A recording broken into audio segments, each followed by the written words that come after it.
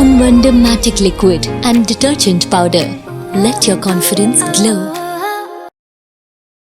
நடிகர் ரஜினி செய்தியாளர்களை சந்தித்து வருகிறார், அதனை பார்க்கலாம்.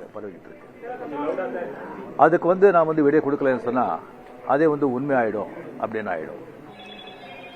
நான் நேற்று பெங்களூர் போகும்போது நீங்கள்லாம் இங்கே வந்திருப்பீங்க, ஏர்போர்ட்டில் யாரோ வந்திருப்பீங்க. அங்கே நீங்கள் கேள்வி கேட்பீங்க, அது வீடியோ கொடுத்துலான்னு இருந்தேன். அப்போ நீங்கள் யாரும் அங்கே இல்லை. அதுக்கு அப்படியே பெங்களூர்லேருந்து திரும்பி வரும்போது கூட அங்கே மீடியா யாருமே இல்லை. அதுக்கப்புறம் 18th கேரளா ஷூட்டிங் இருந்தது சொல்லியிருந்தாங்க. அப்போ நான் வீடியோ கொடுத்துடலாம் அப்படின்னு நினச்சேன். நீங்கள் அங்கே வரலன்னா கூட முதல்ல சொல்லிவிட்டு அங்கே வர சொல்லி வீடியோ கொடுத்துடலாம்னு நினச்சேன். அது ஷூட்டிங் போஸ்ட்போன் ஆகிடுச்சு. ஸோ இங்கே ரொம்ப இன்னும் தள்ளக்கூடாது அப்படின்னு சொல்லி உங்களெல்லாம் நான் கூப்பிட்ருக்கேன். ஃபஸ்ட்டு தேர்தல் முடிவுகள் வந்த உடனே நான் ஸ்டாலின் சாரை போய் பார்த்தது. அது கொஞ்சம் விமர்சனங்கள் வந்தது. ஸ்டாலின் சார் அவர்களே என்னுடைய 38-40 ஆண்டு நண்பர். என்னுடைய நட்பு கொள்கைகள் அரசியலுக்கு அப்பாற்பட்டது. ஜனநாயகத்தில் தோல்வி வெற்றி சகஜம். இருந்தாலும் ஸ்டாலின் அவர்கள் அந்த குளத்தூரில் தோத்தது எனக்கு கொஞ்சம் சங்கடமாக இருந்தது. அதுக்காக ஒரு நண்பனுங்கிற முறையில், நட்பு முறையில் அவரை போய் நான் பார்த்தேன். அதுக்கு நான் இங்கே விஜய் சிஎம் ஆகக்கூடாது, இப்போ அவருக்கு வரக்கூடாது, அதை தடுக்கிறதுக்கு ரஜினி அங்கே போயிருக்காங்க, வேறு ஏதோ 2 பெரிய பார்ட்டியை சேர்க்கணும்னு சொல்லி பேசுகிறாங்க அப்படின்னு சொல்லி விமர்சனங்கள் வெளியே வருது. அந்த சூழ்நிலையில் தான் அதெல்லாம் பேச முடியுமா? அப்படி பேச ஒரு தரங்கெட்ட ஆள் ரஜினிகாந்த் இல்லை. அது தெளிவுபடுத்துகிறேன். ரெண்டாவது நான் அவர் வாழ்த்து சொல்லலை, ஏர்போர்ட் போகும்போது வாழ்த்து சொல்லலை. அவர் ஜெயிச்ச உடனே எக்ஸ் தளத்தில் என்னுடைய வாழ்த்துக்களை நான் அவருக்கு பதிவிட்டேன். நான் 2016 அரசியலுக்கு வர்றேன்னு சொன்ன பிறகு நான் ஏர்போர்ட்டுக்கு போகும்போது யூஸ்வலாக அங்கே இருக்கிறவங்க அந்த போர்டிங் கார்டு வாங்கிறதுக்கு இருப்பாங்க. அவங்களுக்கு கேட்குறது தான் வழக்கம், மீடியா யாராவது இருப்பாங்களா அப்படின்னு. அதே இதில் மீடியா யாராவது இருப்பாங்களான்னு கேட்டேன். பெங்களூர் போகும்போது மீடியா யாரும் இல்லைன்னு சொன்னாங்க. சரியான்னு சொல்லி நான் போயிட்டு இருக்கும்போது திடீர்னு ஒருத்தர் ஒரு மீடியா ஆள் மாதிரி தெரியல எனக்கு. ஒரு சின்ன ஃபோன் வச்சுக்கிட்டு விஜய் ஒரு முதலமைச்சர் இருக்காரு அப்படின்னு சொன்னாங்க.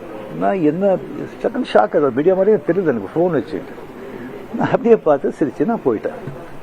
அதுக்கு வாழ்த்துக்கள் சொல்லலை அப்படின்னு சொல்லி அதுக்கு ஒரு விமர்சனம். இன்னொன்று விஜய் மேலே எனக்கு பொறாமை அப்படின்னு. நான் அரசியல் இல்லை, அரசியல் நான் இல்லைன்னு சொல்லி விலகி ஆச்சு. அரசியல் நான் இல்லாத போது அவர் மேலே எனக்கு ஏன் பொறாமை? ஒருவேளை கமல்ஹாசன் ஏதாவது முதலமைச்சர் தான் எனக்கு பொறாமை வந்திருக்குமோ என்னமோ தெரியாது. அப்போ கூட வந்திருக்காது. கிடைக்கிறது கிடைக்காம இருக்காது, கிடைக்காம இருக்கிறது கிடைக்காது. ஸோ இன்னொன்று எனக்கும் விஜய்க்கு ஒரு எனக்கும் விஜய்க்கு ஒரு ஜெனரேஷன் கேப், கிட்டத்தட்ட 25 years டிஃபரன்ஸ். நான் முதலையே சொல்லியிருக்கேன். நான் விஜயை நான் இதை கம்பேர் பண்ணிக்கிட்டா அது எனக்கு நல்லது இல்லை, கெட்ட பேர். விஜய் என்னை பற்றி கம்பேர் பண்ணிட்டா அவருக்கு நல்லது இல்லை. சின்ன வயசுலேருந்து அவர் பார்த்துட்டு இருக்கேன்.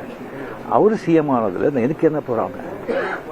அது இவ்வளோ சின்ன வயசுல 52 வயசுல எம்ஜிஆர் என்டிஆர் சாதனை பண்ணுறதை விட அதை விட ஜாஸ்தி. கம்ப்ளீட்டாக சென்டர் பிஜேபி எவ்வளோ பெரிய பவர்ஃபுல் சென்டர்.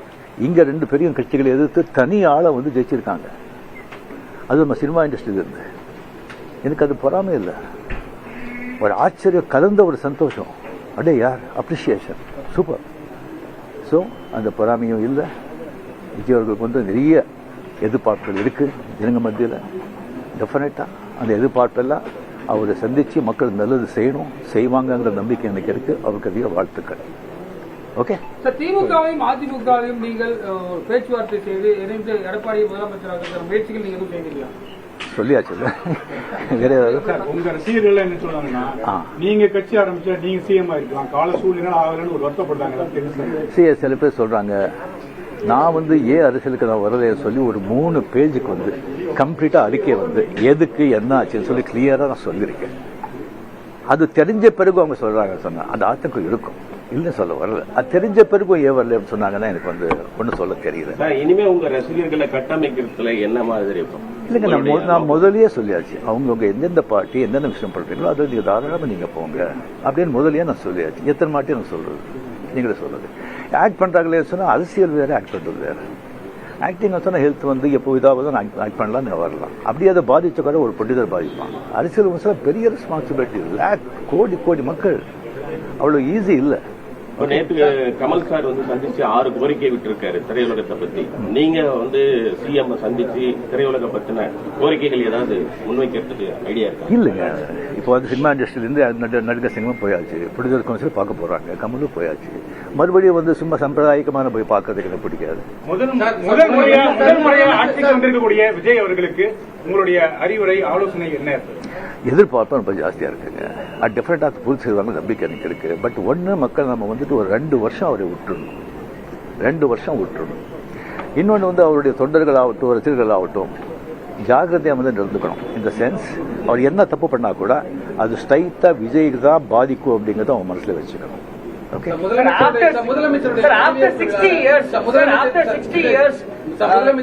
நான்-திராவிடியன் பார்ட்டி வந்திருக்காங்க. ஒரு திராவிட கட்சி இல்லாத ஒரு கட்சி வந்து தமிழகத்தை ஆடுறாங்க. இது என்ன மாதிரியான இம்பாக்ட் கிரியேட் பண்ணணும்? சரிங்க, ஒரு 60 ஆண்டுகள் பார்த்துட்டாங்க. இப்போ ஒரு மாற்றம் தேவை. அந்த மாற்றத்துக்கு கரெக்டாக வந்து விஜய் வந்தாங்க. அது வரும்போது கம்ப்ளீட்டாக சினிமா புகழ், 100% சினிமா புகழ் வந்து அவ்வளோ வந்து ஒரு கை கொடுத்துருக்கு. இளைஞர்கள், லேடிஸு அண்ட் சோசியல் மீடியா, அது நல்ல ஒர்க் ஆயிருக்கு. ஓகே, முதலமைச்சருடைய பதவியேற்பு விழால நீங்க சிறப்பு